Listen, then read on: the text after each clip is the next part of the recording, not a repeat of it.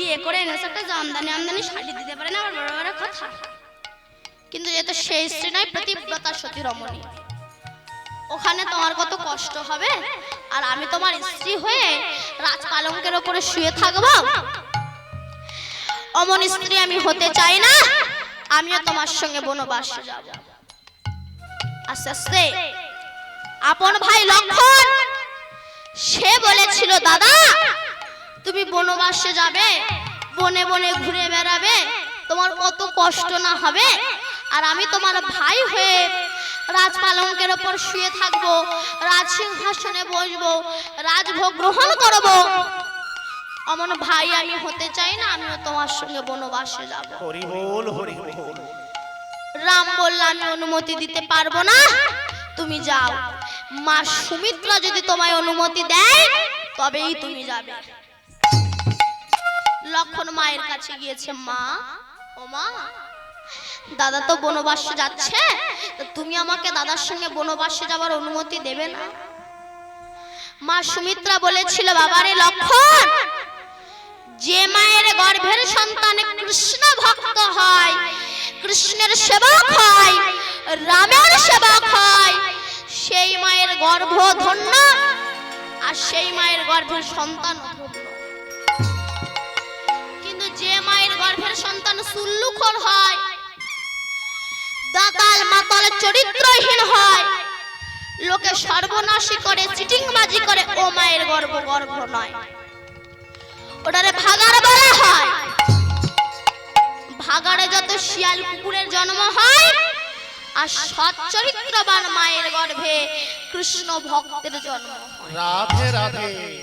তাই আজ আমি তোমার মা আছি, কাল হয়তো থাকবো না, তাই আমি চাই আমি যেন দেখতে পাই আমার প্রাণ থাকতে থাকতে তুমি যেন রামের চরণের সেবায় গিয়েছো। লক্ষণ ভাবছে, মা অনুমতি দিলেও আমার স্ত্রী উর্মিলা নবাব পরিণীতা বধূ, সবে নতুন বিয়ে হয়েছে। আপনারে বিয়ে করে আপনার স্বামী যদি বলে আমি 14 বছর বাড়ি থাকবো না, তখন মাথায় আগুন ধরে ওঠে না? মুখ পড়া, তবে বিয়ে করেছিলি কেন? কোমর বেঁধে আপনি ঝগড়া করবেন না? সে তো আমায় অনুমতি দেবে না। মহাপ্রভু যখন লক্ষ্মীপ্রিয়াকে বিবাহ করে সিলেটে বেড়াতে গিয়েছিল, লক্ষ্মীপ্রিয়া সে সময় প্রাণ হারিয়েছিল। আমরা বলি সাপে কামড়িয়ে না, বিরহ সাপে কামড়িয়ে লক্ষ্মীপ্রিয়ার মৃত্যু হয়েছে। এদিকে উর্মিলা জানতে পেরেছে যে আমার স্বামী থাকবে না, ও রামের সঙ্গে বনবাসে যাবে, তাই হাতে একটা প্রদীপ ধরিয়ে অবগুণ্ঠনে মাথাটা নত করে দাঁড়িয়ে আছে। এদিকে লক্ষণও যখন মাথা নিচু করে আসছে, উর্মিলা বলল, স্বামী তুমি মাথা নিচু করে এসো না, মাথা উঁচু করে এসো। কেন? আমি গর্বিনী যে আমার স্বামী রামের সেবায় যাচ্ছে, তুমি মাথা নিচু করে এসো না, মাথা উঁচু করে এসো। মহাপ্রভু যখন বিষ্ণুপ্রিয়াকে বিবাহ করে মাত্র 24 বছর বয়সে সন্ন্যাস ধর্ম নিয়েছিল, তারপরে প্রভু আমার একদিনের তর অদ্বৈতের ঘরে এসেছিলেন। সবাই নিমাইকে দেখতে যাবে, নিমাই সবাইকে অনুমতি দিল, সবাই আমাকে দেখতে আসুক, অসুবিধা নাই, কিন্তু একজনা যেন না আসে। সে কে? হ্যালো, বিষ্ণুপ্রিয়া। নদিয়ার নরনারী যখন চলে যায়, বিষ্ণুপ্রিয়া ঘরের এক কোণে বসে বসে চোখের জলে ভেসে যায়। নদিয়ার নরনারী বলেছিল, বিষ্ণুপ্রিয়া তোর মতো ভাগ্যহীনা বুঝি জগতে নাই। কেন? না নিমাই সবাইকে যেতে বলেছে, তোকে যেতে বারণ করেছে, বলতো তোর মতো ভাগ্যহীনা কি জগতে আছে? বিষ্ণুপ্রিয়া চোখের জল মুছে বলেছিল, বাজে কথা বলিস না, আমার মতো সৌভাগ্যবতী রমণী বুঝি আর জগতে হয় না। কেন? না যে মানুষটাকে দেখার জন্য হাজার হাজার মানুষ ছুটে যায়, হাজার হাজার মানুষ যে মানুষটাকে দেখার জন্য ছুটে যাচ্ছে, সেই মানুষটা তো হাজার হাজার মানুষের নয়, সে তো আমার মানুষকে দেখার জন্য হাজার হাজার মানুষ ছুটে যায়। বলতো আমার মতো সৌভাগ্যবতী রমণীকের জগতে আছে?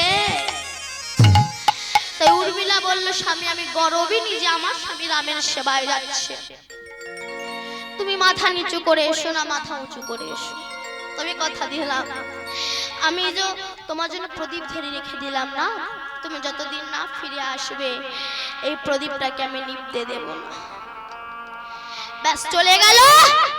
এবার ঘাত প্রতিঘাত আঘাত লাঞ্ছনায় দিন অতিবাহিত হতে লাগলো। কিন্তু যেদিন রাবণের পুত্র মেঘনাদ লক্ষণের বুকে শক্তিশালী বাণ মারল, লক্ষণ ভুলছে পড়ে যাবে, এমন সময় রামচন্দ্র ছুটে এসে লক্ষণের মাথাটা নিয়ে নিজের চরণের উপরে রেখে দিয়েছে। আর কোথাও জায়গা ছিল না, চরণের উপরে রাখলো কেন কি বুঝলেন? এবার চরণের উপরে রেখে দিয়েছে। হনুমান গলে পিত বসন দিয়ে বসে আছে। রাম বলল, হনুমান এটা লক্ষণের অপরাধের প্রায়শ্চিত্ত, এটা হলো আমার একজন ভক্তের অভিশাপ। রামের একজন প্রধানত ভক্ত ছিল, নাম তার শবরী। ছোট জাতের মেয়ে তো, হরিজন ফ্যামিলির মেয়ে, কিন্তু যারা বৈষ্ণব হয় তাদের জাতের বিচার হয় না, যারা অবৈষ্ণব হয় তাদের জাতের বিচার।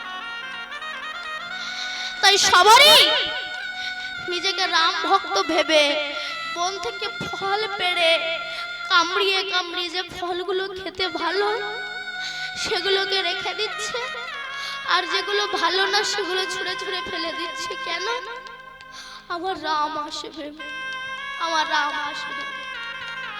আবার শবরী মনে মনে ভাবছে, সন্ন্যাসী মানুষ তো, খালি পায়ে আসবে, যদি আমার রামের পায়ে কিছু ফোটে। তাই কাঁটাগুলো বেছে বেছে ফেলে দিয়ে, কাকড়গুলো তুলে বেছে ফেলে দিয়ে বন থেকে ফুল পেড়ে এনে বিছিয়ে দিয়েছে, আমার রাম আসবে। হরি বল, হরি বল। চোখের জল ধরে ফুলের উপরে বিছিয়ে দিয়েছে, আমার রাম আসবে। ভক্তের আকুল আহ্বানে রামচন্দ্র লক্ষণকে নিয়ে এসে দাঁড়িয়েছে, দাঁড়িয়ে ডাক দিয়েছে, শবরী শবরী। চমকে উঠেছে শবরীকে, কি এত সুদা মাথা কণ্ঠে ওঠে ডাকলো, কে গো কে গো ডাকিলে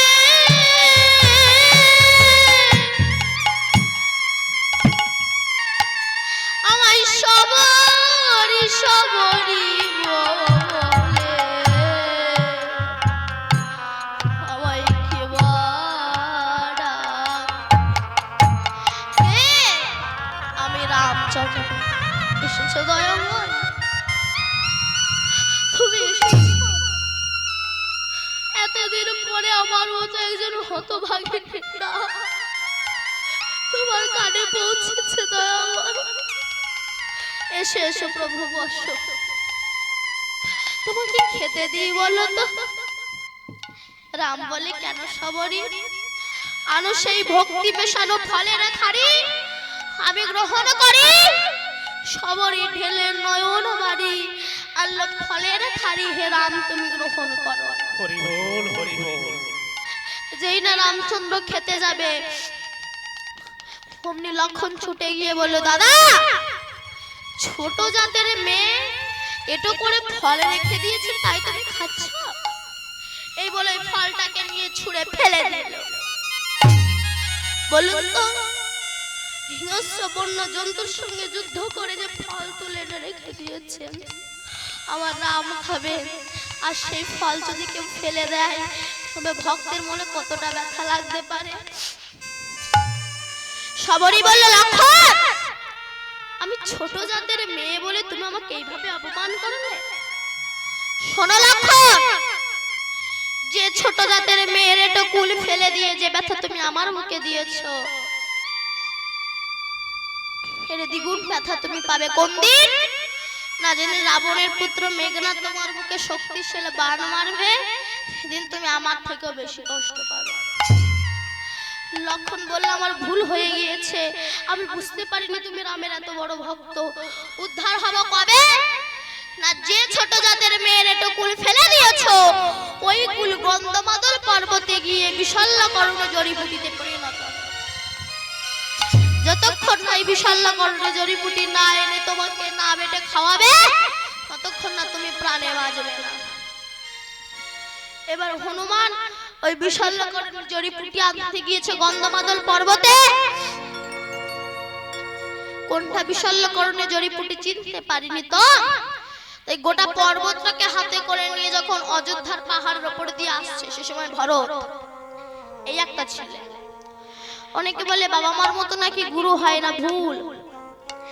সেই মা গুরু হয় যে মা জগৎ পিতার কাছে পৌঁছে দিতে পারে। সেই পিতা পিতা হয় যে পিতা জগৎ পিতার কাছে পৌঁছে দিতে পারে। সেই বন্ধু বন্ধু হয় যে বন্ধু জগৎ বন্ধুর কাছে পৌঁছে দিতে পারে। তবে সম্পর্কিত বন্ধু হয়। সেই স্বামী স্বামী হয় যে স্বামী জগৎ স্বামীর সঙ্গে মিলন করিয়ে দিতে পারে, তবে তার স্বামী বলে, নইলে তার আসামি বলা হয়। যখন রামকে কৈকেয়ী বনবাসে পাঠিয়েছিল, ভরত ছিল মামার বাড়ি। এসে যখন শুনলো আমার জন্য দাদাকে বনবাসে পাঠিয়েছে, ভরত গিয়ে বলেছিল না, রাক্ষসী তোর মুখ দেখবো না কই, তখন তো মা বলেনি। আজকাল বাবা মনে করে আমার ছেলে আমি ইংলিশ মিডিয়ামে পড়াবো, আমার ছেলে ইংলিশ মিডিয়ামে পড়বে, আমার মাম্মি বলে ডাকবে, গর্বে আমার বুক ফুলে মোটা হবে। 100 বার বারণ করছি না, কিন্তু সন্তানকে এমন ভাবে তৈরি করো সে যেন দুর্যোধন দুঃশাসনের মতো কাপড় টানা সন্তান হয়, যুধিষ্ঠির ভীমের মতো যেন ধর্মজ্ঞ সন্তান হয়। এদিকটা অন্তত খেয়াল রেখো। ভরত ভাবছে আমার রামের মনে হয় কোনো শত্রু যাচ্ছে, এই বলে বাণ নিক্ষেপ করে নামিয়েছে। আর হনুমান নেমে জয় রাম বলে হাঁপাচ্ছে। ভরত ভাবছে তোমার রামের পরম ভক্ত, জলে না সুস্থ করলেন। হনুমান বললে জানো ভরত, লক্ষণের বুকে না মেঘনাথ শক্তিশালী বাণ মেরেছে, রামচন্দ্রের চরণে শুয়ে আছে। আমি যদি সূর্যোদয়ের আগে বিশল্যকরণে জড়িবুটি না নিয়ে পৌঁছাতে পারি, লক্ষণ প্রাণে বাঁচবে না। সেই সময় লক্ষণের স্ত্রী নাম কি বলেছিলাম বলুন? উর্মিলা। হাতে সেই প্রদীপটা ধরি এক পাশে দাঁড়িয়ে দাঁড়িয়ে মুচকি মুচকি হাসছে। বলে তো স্বামীর মৃত্যু খবর শুনে কোনো বউ কি হাসে? হাসে? ও হনুমান বলল, উর্মিলা তুমি কি পাগল হয়ে গিয়েছো? কেন তোমার স্বামী মৃত্যু শয্যায় শায়িত আর তুমি হাসছো? উর্মিলা তখন বলল, হনুমান তোমার মূর্খামি দেখে আমি হাসছি। কেন বলো তো হনুমান, যার মাথা রামের চরণে থাকে তার কি কখনো মৃত্যু হয় নাকি? রাধে রাধে।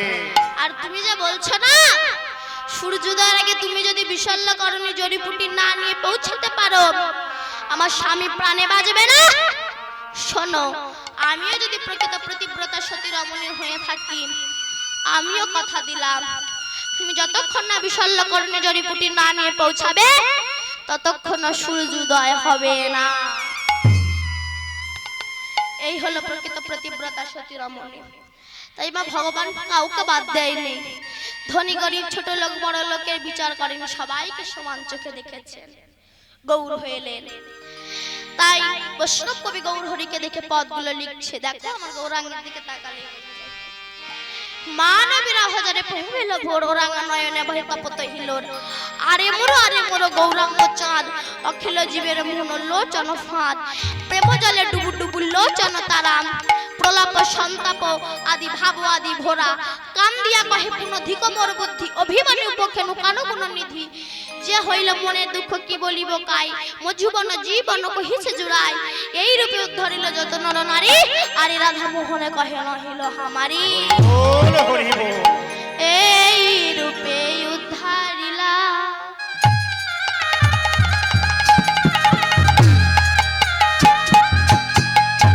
যত নর নারী,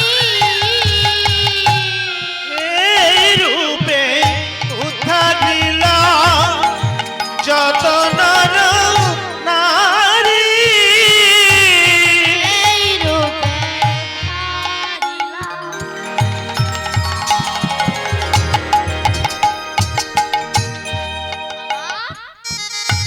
যত নর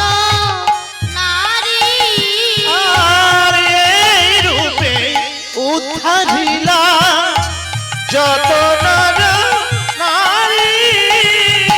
আরে রাধা মোহনে কহে নাহিল হামারিয়া।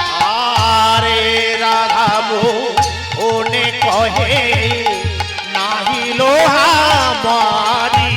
আরে রাধা মোহনে কহে না হলো হামারি। আরে রাধা মোহনে কহে নাহি লোহা মারি। আমার এ রাধা মোহনে কহে এইবার লীলা ও প্রকাশ হলো। ওই রাধা মোহনে কহে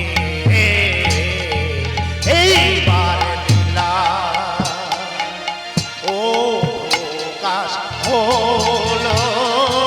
এ রাধা মোহন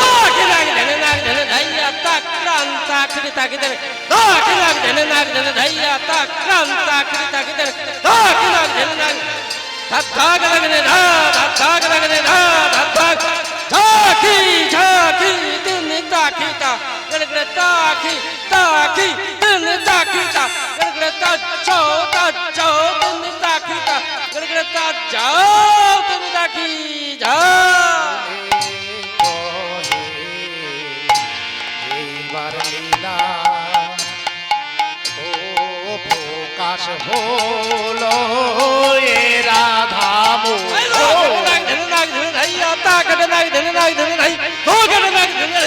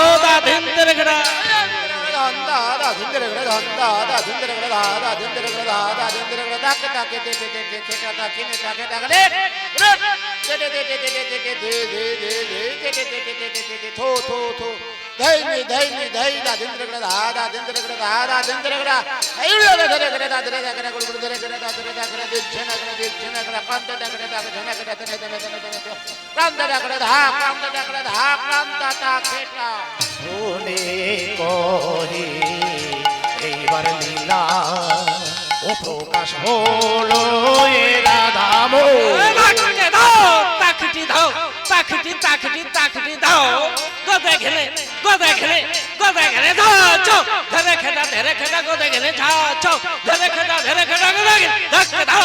এ রাধা মোহন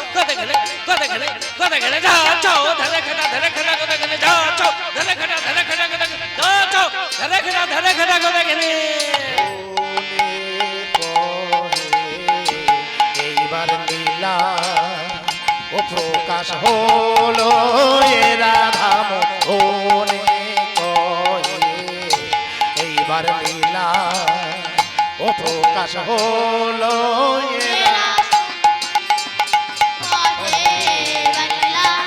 প্রকাশ হলো এ রাধা মোহনে কহে এইবার লীলা প্রকাশ হলো। এ রাধা মোহনে কহে এইবার লীলা প্রকাশ হলো। এ রাধা মোহনে কহে এইবার লীলা প্রকাশ হলো।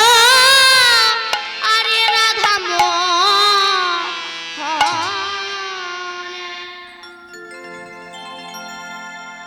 জনিতা জয় রাধানাথ। এতক্ষণ আমরা নবদ্বীপ ধামে ছিলাম, এবার প্রবেশ করবো আমরা বৃন্দাবন।